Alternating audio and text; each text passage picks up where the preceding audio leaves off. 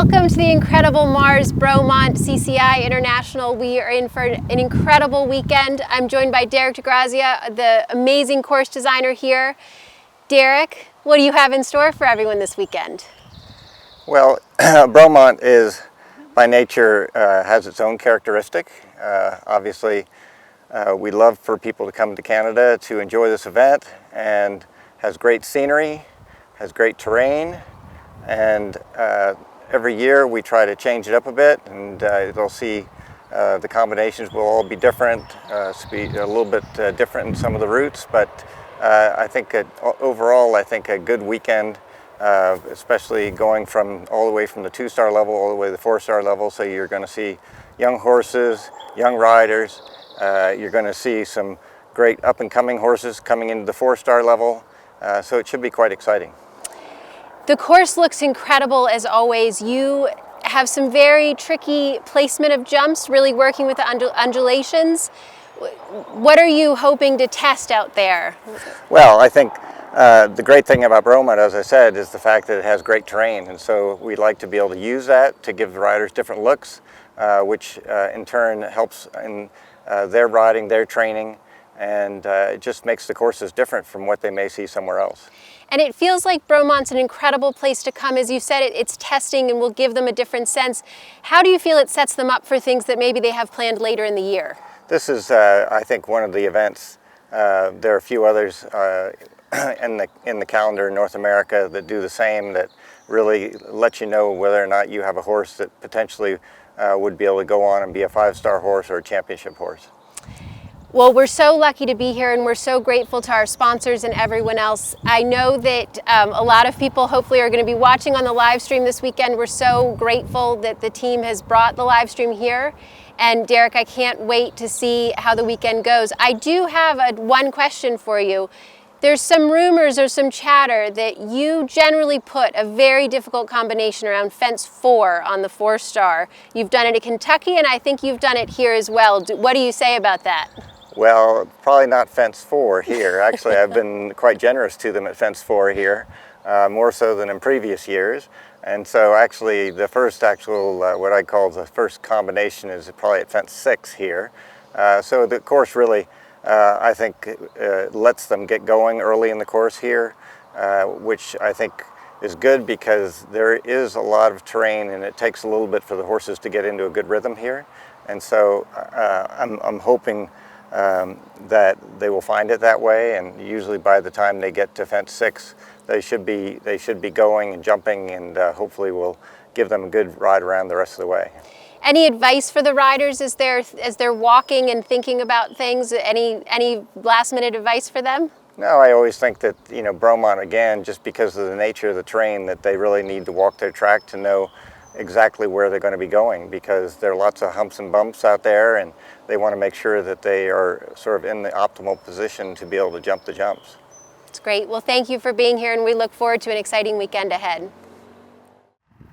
So we've heard from course designer Grazia, and now we're going to catch up with some of the riders and have them walk us through some of the trickier combinations on the course, and we can't wait to hear what they say. So we come down the hill after jumping number 3 to the first water jump.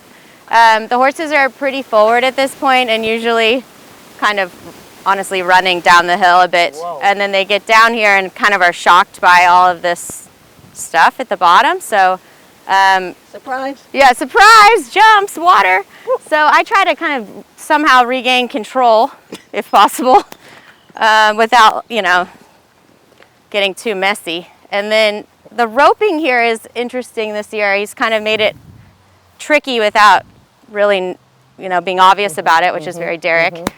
This rope is kind of in your way, so you kind of have to dodge it to get around this mound if you're planning on doing that, which I am going to plan on doing that. So it's kind of swerving, and then they see the water and usually kind of a little bit, yeah. So you got to keep those legs forward. Yeah, boy. Kick them. Or girl. I'm riding boys.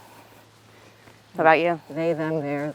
And then whatever they are. Jenny will talk about this part because I don't have bare legs. I'm jumping on your back. Okay. No. No, okay. Refuse so I'm planning on being like here-ish. Yep. Yep. And you just keep your eyes up here. whatever step you think they're going to leave on, you want to like just stay tall and squeeze and compress because they're not going to want to leave long at this jump. And also, it is a little bit downhill on the backside, so a little more reason to just be here, squeezing and holding, and really hold the line. And then try not to be thinking that you're going to go for a big one. They're going to be a little bit on their feet anyways from the undulation, and it's important to keep your posture tall here because it is a bit of a drop on the backside. And for me also, like, you're going to be going off to the left after, so I plan to be right through this line here and just hold them straight. Easy game. Yeah, I think always. This kind of jump looks really simple, but it actually, for me, it makes me pretty uncomfortable because the horses are kind of trying to figure out where they're going, and it doesn't always feel the best, but it does kind of give them confidence if you just stay with them and be a part of it and get on to the other side. Up, boy. Go, boy. Or girl. Here we are coming to fence 8, the ditch rail combination. It's still early in the course. We've got a 10-minute course, and this comes at about the it comes at about the 2-minute mark. 2 minutes was just before fence 7, so the horses are still quite fresh, maybe a little bit pulling through the bridle, a little bit eager. But here we have a very tall rail, tall imposing rail, down to a big ditch, and then it's going to be an angle of houses after this. Now, the question is, are the horses brave to jump this rail nice and soft? You want to jump it slow and soft so that they're not going to drop a leg and knock this rail down. That'll cost us 11 penalties, but not so soft that she's going to stop. So we're in here now. 2, 3, 4, 5, 6. It's about 18 feet, so it's a short one.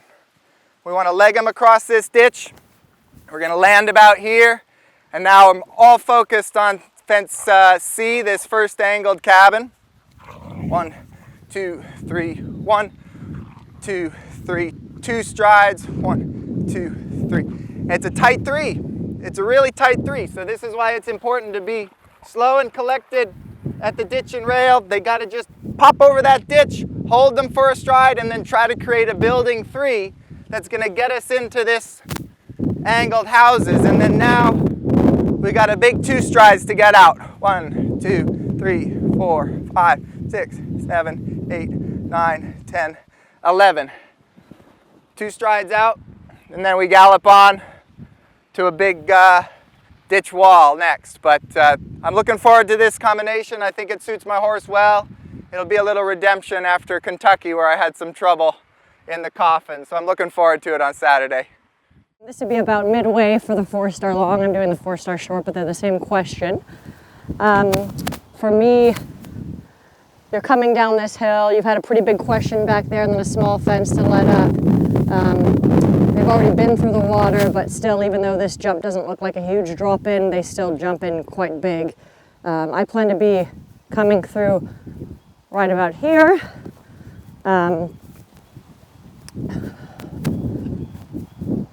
And we'll be jumping this B with, it's a bend to the right and then bend back to the left to the corner. So I'm going to plan to try to kind of keep it as straight as possible. Because I want to be hitting the B, just thinking a touch back right to left, which makes this a bit of a tricky approach. So for me, I'll walk a stride, but I use my eyes in the air and have a plan, but know that that plan will change. So for me, yesterday when I walked this, I thought it would be a bit of a quiet 6, but I don't think that it will end up being a quiet 6 because of the undulation, the water, and then they usually land a little bit dead on these, meaning they hit the ground kind of heavy and stop a bit. So I'll plan to be doing, this is going to go well for my dressage. Not walking astride here clearly, but we're planning to be meeting this, getting there not too deep that they jump up and land dead and heavy, because it is a bit of a wide box and it could be a bit of a deep distance if you have a horse that's a big stepper. Refusal, 20 points for her. So I'm planning to be right through here, and then also like this too, I think you really have to get at it, especially with the corner being open to the right. I want to be getting up to that corner and not be having to kick so much. So my plan would be to jump in, see where I'm at, but my A plan is to get 6 strides, be moving up here so I get a good positive jump, a little bit right of center here, my eyes on the left, and then just keeping my body tall and saying up, up, boy. And then you really want to get at this. I think there'll be problems here. I think with the angle of the corner and the distance coming in and out of the water, it also, you could definitely see people like maybe ending up adding in 3 here, but my plan is definitely to attack that A and keep my body tall and hold as straight line as possible here to this. So for me, jumping in there, you get that done, but really you want to be hitting this exactly kind of where Hannah's standing so that you really straighten up this line as best you can. Keep your body back and keep kicking. Yeah, I think the hard parts about this water is, I don't know if you can tell so much on video, but these, you know, seemingly small little mounds, Derek's so clever with where he puts the jumps, and this is a really wide skinny.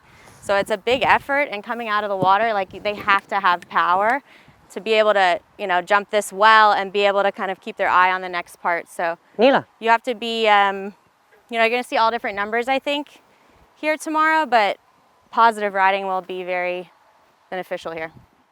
So we're here at 16 ABC. The C element is something that we've seen quite a bit of this year. I feel like the course designers seem to talk and they all have the same bogey fence. It's a shoulder brush on a pretty hard angle out. It all walks a very forward line. Obviously there's the option of staying a little bit wide and adding strides in and being a bit in the conservative side. But the direct line is very forward thinking. So we're at 2/3 of the way around the course here. Horses should be a bit more on an open step. We're heading directly back towards the barn. They're gonna be thinking forward and being open. So I think that, you know, the open striding is going to be fine. Also, you have, you're kind of jumping the line back towards the warm-up. So hopefully that doesn't distract them too much. If anything, it only helps them focus on getting towards where they want to go. So I'll come around the other side here and we'll walk the distance.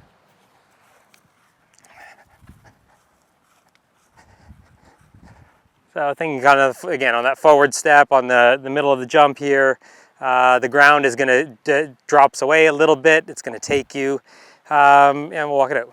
1, 2, 3, 4, 1, 2, 3, 4, 1, 2, 3, 4, 1, 2, 3,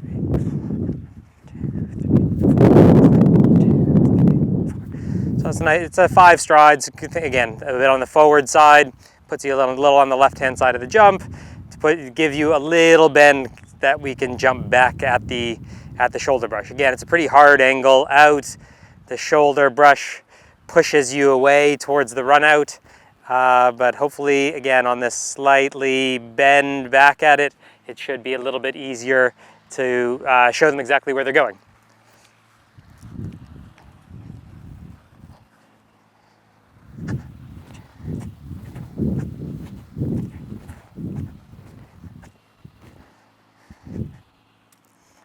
Yeah, so again, this is a little bit even more forward than the 5 coming in.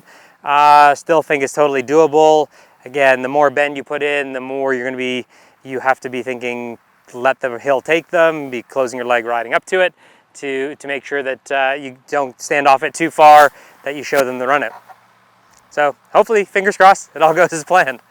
Okay, so here we are in the main arena at Bromont. This is fence 18AB. This will be a definitely influential fence on the 4-star long at Bromont. You have a nice skinny brush oxer coming in to a direct 4 or a bending in 5 stride, depending on your horse's stride and depending on how they're feeling this late in the course. You'll see the riders do both options. So again, they've galloped into the arena. They've done fence 17, which is a nice oxer to just get the horses going. You can come in off of your parallel line, make your decision whether you're going in the 4 or 5 prior to getting here. Have a nice balanced canter, pop in over the first oxer. And again, the direct line would take you in 4 strides straight out to the skinny. There's your first stride, second, third, 4th, and there you are right at the base of this beautiful corner, jumping straight out of the main arena at Bromont. And the other option we have for this fence is to come in on a slight angle, so you could perhaps keep your canter a little bit more.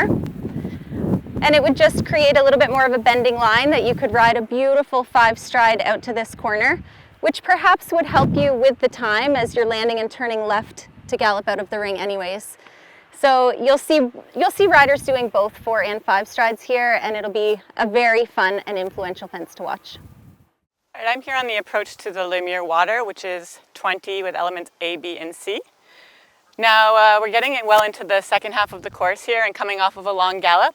So as you come through the tree line, I would recommend just testing the brakes and seeing how well your horse is going to stay with you. And then getting them back on their hind legs a little bit and on a little bit of a shorter step so you can then ride forward into the water. Approaching the A element, I would say perpendicular, very straight. Try and get a nice deep one into the log here. And then you have to know your horse, knowing if they're going to land a little bit more shallow or a little bit further from the log. My horse will tend to land a little bit shallow. 1 stride,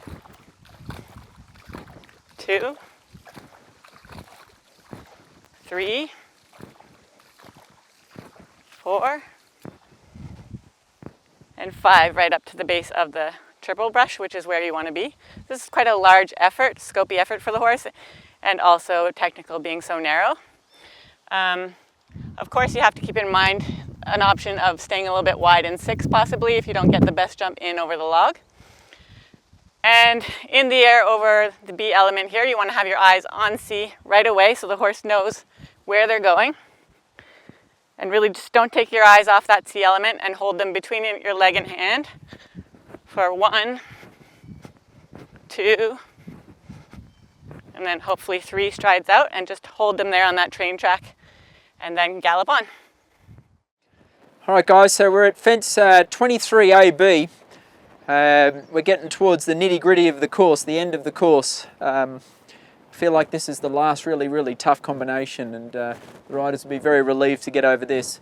Something to remember is the horse are getting pretty tired and knackered by here. We're probably at, if I was guessing, like sort of 8 minutes, 8.5 minutes. By saying that, the horses might freshen up a bit because they're coming down the hill for the last 2 jumps. 23A is this ditch hedge. It's a sort of relatively easy jump, except that the horse, you don't have much adjustability at this time of the course, and it's sort of tempting you to run out left. There's only about a window of this much to jump. So this jump alone is pretty freaking tough, but what makes it even tougher is that it's got 4 strides to this left-handed corner. So obviously step 1 is to get over this, and then Derek de Grazia has given it a sort of going 4 strides to this corner, and he's been a bit tough on us because there's not much of a window to jump through this corner. And with this line here, everything's just encouraging you to run out left. So just to revisit it, it'd be galloping down the hill, balancing them up. You don't have much adjustability. Trying to catch the ditch brush a little bit open so that you could just hold your line in 4 strides and get over this wicked corner. This is on frangible pins, so if you have a bad jump here and you crash into it, the jump will fall down, which can really save a bad accident. You'll notice here that there's some black tape on the red flag and the white flag. There is an alternative for this. It's a black flag option, which isn't long. So you'd still have to jump the first ditch hedge, then you'd sort of race around this corner, and down the back there's another left corner that's a little bit more inviting. It's a longer way, but it's, I don't know, I'm sort of half tempted to do it on my mare if she's feeling a bit knackered. I think that probably take 5 seconds extra, and it's, I don't know, you'd just be kicking yourself if you have a run out here, but I always say that and then end up going the direct route. But I think this could be a heartbreaking jump just because where it is at the end of the course, and the horses be tired and the riders be looking at their watch, and it could be a very influential fence.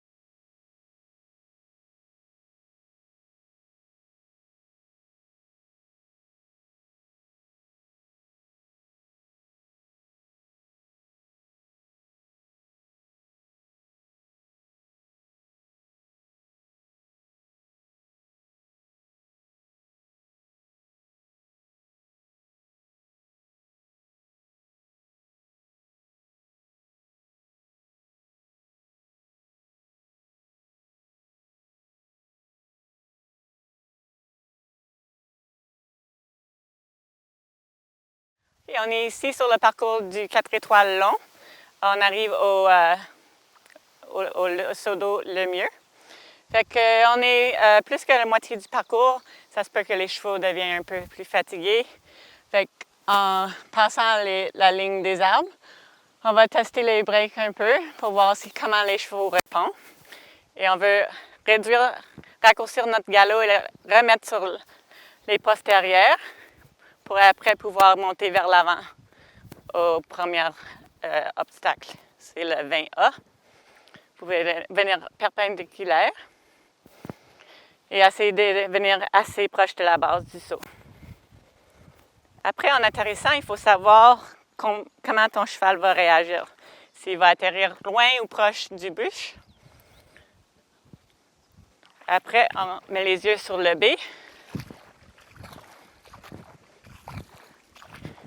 2, 3, 4 et idéalement 5 foulées à cette haie étroite et assez grande. C'est assez grande comme effort pour le cheval. Il faut garder en tête la façon que ton cheval va atterrir du A pour voir s'il faudra peut-être aller un peu plus long dans votre tournant pour ajouter un foulée ou aller directement dans le 5 foulées. Une fois par-dessus le B, on va garder les yeux sur l'LMSC pour que le cheval sache exactement où vous voulez aller. Un foulée, 2 foulées et 3 foulées. En gardant les chevaux entre les jambes et les deux reins.